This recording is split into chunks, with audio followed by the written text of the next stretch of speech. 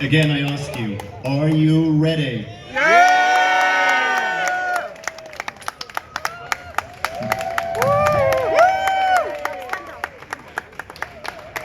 The person who is going to come to the stage doesn't need a lot of introduction.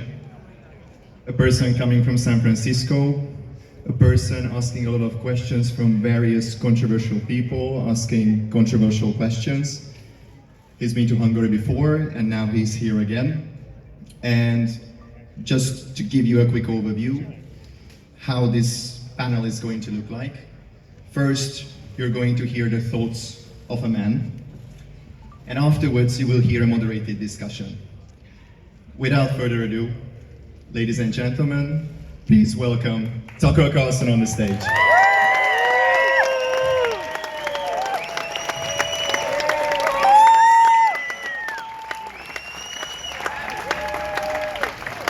Does this work? Oh, it works.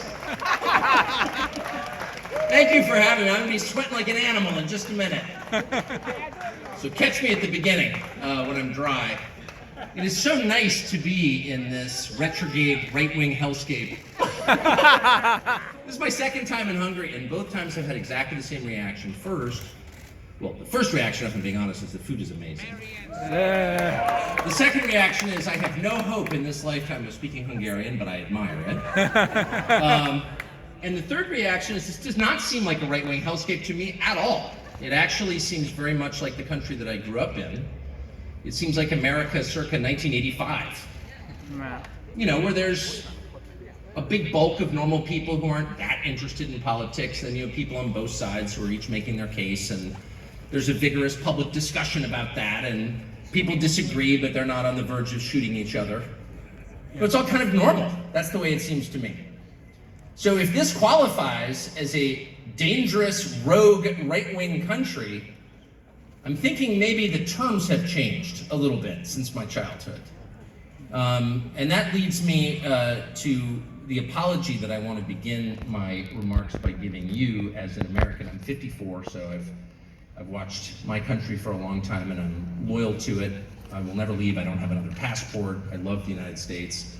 For all its flaws, as you do when you're from somewhere, it's like your own family. It's imperfect, but it's yours, and so you love it. And that's how I feel about the US. And so I'm not in the habit of apologizing for the United States. In fact, I don't think I ever have. But the behavior of the American ambassador to Hungary makes me want to apologize. It's disgusting and inexcusable. It's also so far from the norms of diplomacy in my country that it's hard for me to believe that David Pressman is actually doing what he's doing. And I say that as someone who spent his life, 35 years in Washington. I'm the son of a diplomat. So I have a maybe better than average sense of what diplomacy is. Diplomacy is a pretty simple concept. It's the business of, often the art of, convincing other countries to take your side on matters that help you. And the entire premise behind diplomacy is countries are different. They're not all the same. They have different languages and histories and religions and cultures, and they're hard to understand. And that's why you hire people who can understand them, who speak the language, who are on some level sympathetic maybe, and then you send those people to the other country to try to convince that country, whether it's an ally or a potential ally or even an enemy, to take your side on an issue that helps you. That's the whole point of diplomacy, is to convince other nations to take your side. The point of diplomacy is not to hector other nations for its own sake. Absolutely. To show up in somebody else's country and scream at them because they're different from you, because they have a different history or language or religion or culture. That is the opposite of diplomacy. It does not serve the interests of the country that sent you, it harms them. And so for a creep like David Pressman, who is not a diplomat, who's a political activist and Biden donor, to show up in your country and lecture you about your culture and threaten you because you do things differently from the way they do things where he lives, hurts the United States and is a grave embarrassment to me as an American and an outrage to me as someone who pays his salary. It's disgusting. Yeah. And I would say that even if I agreed with what he was saying, it's not simply that I agree with you and don't agree with David Pressman. It's that as an American, he's not serving my interests, he's hurting them.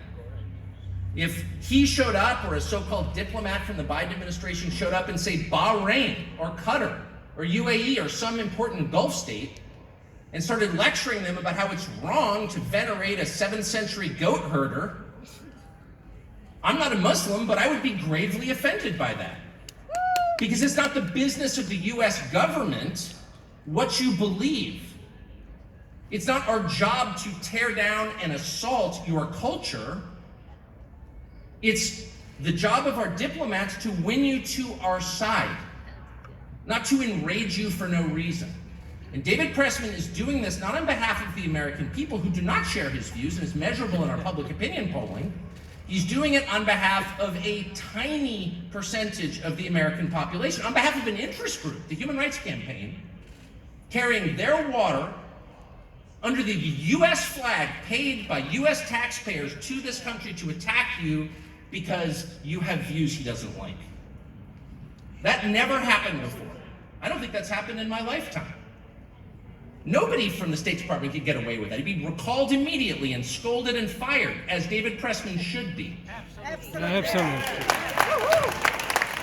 So I just want to say I'm embarrassed that I share a country of birth with a man, with a villain like this. It's horrifying. And my advice, to the extent I would presume to give you advice on how to handle this, is just wait it out. Wait it out. The United States is in a place right now where this is not sustainable. You can't run a global empire based on the imposition of boutique sexual politics on countries that don't want them. The United States, I think, did a lot to liberate Hungary.